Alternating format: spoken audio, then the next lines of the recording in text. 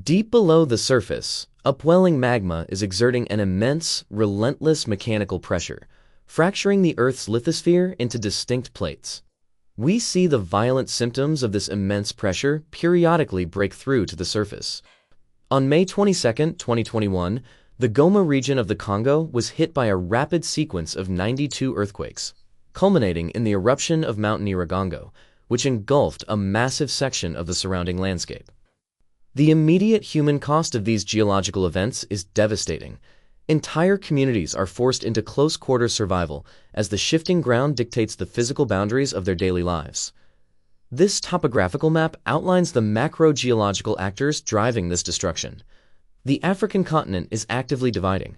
The larger Nubian plate is pulling to the west, while the newly forming Somalian plate is tearing away to the east.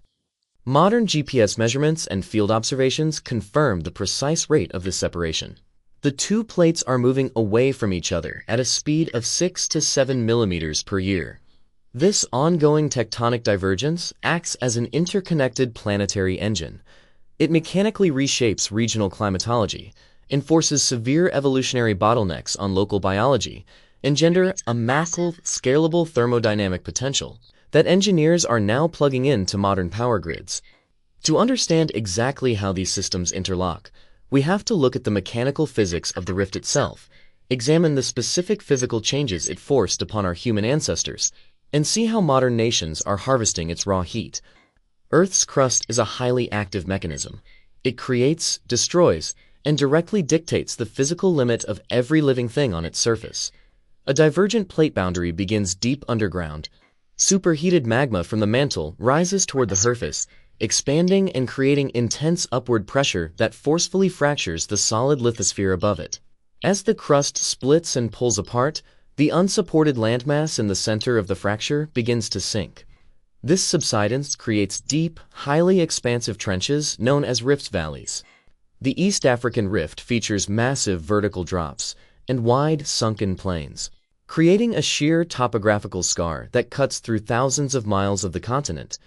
In the late 1800s, British geologist John Gregory took advantage of an abandoned colonial expedition to actively map these deep fault lines from Ethiopia all the way down to Mozambique. Gregory tracked these massive surface fractures across the continent. Along the way, he documented a series of deep, isolated lakes sitting squarely at the bottom of the sunken topography. He realized that large bodies of water, like Lake Baringo, were pooling directly inside the subsided cracks of the pulling quest. By tracking these continuous surface-level topographical anomalies, scientists successfully deduced the immense hidden mechanics of the asthenosphere, systematically breaking the African continent in two.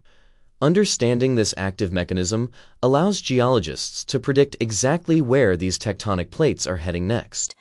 A research team at Utrecht University, led by Douwe van Hinsbergen, has built extensive computer simulations to project the long-term path of the detaching Somalian plate.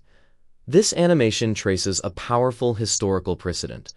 Roughly 45 million years ago, the landmass of the Indian subcontinent broke away from a larger Australian plate, drifted rapidly northward, and violently impacted the Eurasian plate to form the Himalayas. The Utrecht simulations project a near-identical sequence for the future. As the Somalian plate fully detaches from Africa, the newly freed landmass will drift straight across the ocean and eventually collide head-on with India's western coastline. When these two massive plates meet, they undergo a boundary collision process called orogeny. Because neither plate easily slides beneath the other, the immense kinetic energy forces the combined landmasses to aggressively buckle upward upon impact. The topographical result of this simulated collision is extreme. The impact will fold the Earth's crust to generate a towering new mountain range, potentially rivaling or exceeding the Himalayas in height, cutting directly through modern-day Mumbai, Goa, and Kerala. This massive spike in altitude will terminate the region's humid tropical climate. It will strip away the moisture, plunging average temperatures toward freezing and leaving behind a high-altitude, barren desert environment almost identical to the Tibetan Plateau. Earth's tectonic engine continually executes these massive surface overhauls. Given enough time, it reliably tears down established thriving biomes and replaces them with entirely new, extreme geological landscapes. To see exactly how these forced topographical shifts dictate biological survival, we have to look backward, to the window roughly 2 to 7 million years ago, when the East African Rift first experienced severe fracturing. As the rift expanded, it threw up high volcanic peaks and deep valley walls, physically erecting a massive topographical barrier squarely across the eastern edge of the continent. This animated map details the immediate climatological failure that followed. The new, towering rift mountains actively blocked the prevailing wind patterns carrying heavy moisture in from the Indian Ocean, crashing into the ridges and preventing the rain from moving inland. Stripped of their constant water supply, the dense, humid tropical forests that blanketed the region rapidly died off. In their place, vast stretches of arid, open grasslands and harsh savannas took over the landscape. Early hominins had thrived in the thick canopy of those forests. The sudden destruction of their arboreal habitats acted as a ruthless, inescapable selective pressure. To survive, they had to leave the safety of the trees and navigate the wide open ground. Navigating long stretches of tall savanna grass to hunt and spot predators favored one specific biological adaptism, bipedalism. Walking upright on two legs became an absolute requirement for survival in the newly formed rift environment. The archaeological record isolates this exact process.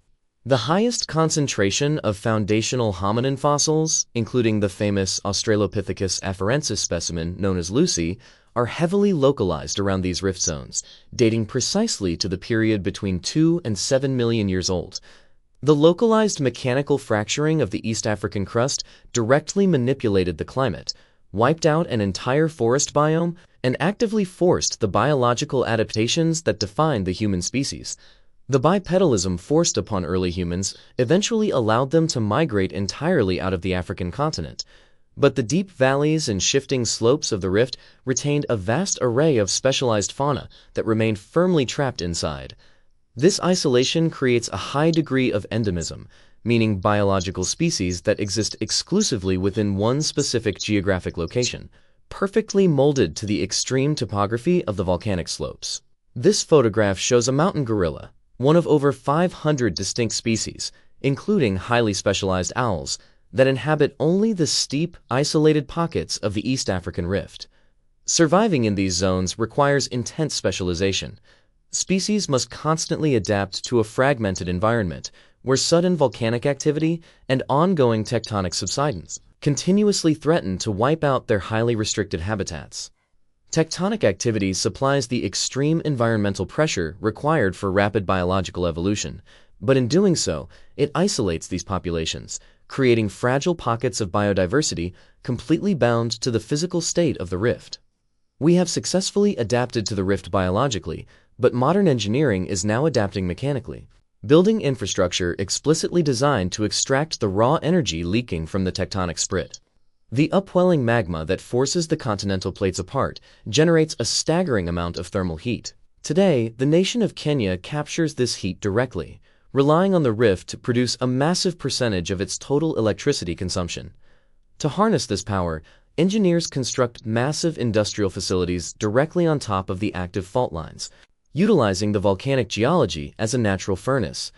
This schematic cross-section details the thermodynamics of the system. A shallow magma chamber beneath the divergent boundary superheats underground aquifers in porous rock. Engineers drilled deep bore wells down to these pressurized reserves, forcing water up the extraction pipes as highly pressurized steam jets. At the surface facility, the captured steam violently spins massive bladed turbines. These rotate large electromagnets inside generators, instantly converting thermal pressure into electrical grid power. This system provides heavy, decentralized baseload electricity with zero carbon emissions. It entirely skips the need to burn coal or rely on highly volatile global fossil fuel markets to heat the water. By tapping into the high-pressure aquifers of the East African Rift, modern geothermal engineering directly explodes the exact same thermodynamic engine that is actively splitting the continent apart. Geophysics, evolutionary biology, and power grid engineering appear to operate in completely separate domains. Yet, along the boundary of a dividing tectonic plate, they act as a single consecutive chain of events. Upwelling magma fractures the lithosphere, violently pushing two landmasses away from each other at a rate of 7 millimeters a year. The high volcanic walls resulting from that fracture alter the weather, destroy established rainforests, and force a population of tree-dwelling primates onto two legs just to survive the harsh new savannas. Millions of years later, the descendants of those bipedal primates sink drill pipes back into the cracks of that very same fracture, using the residual heat of the splitting crust to spin the turbines that light their cities. Continental divergence is a physical overhaul of the planet's surface. Earth's deep geology is a relentless, interconnected engine. It forces the extreme climates we evolve in, destroys the physical landscapes we inhabit, and provides the raw thermodynamic energy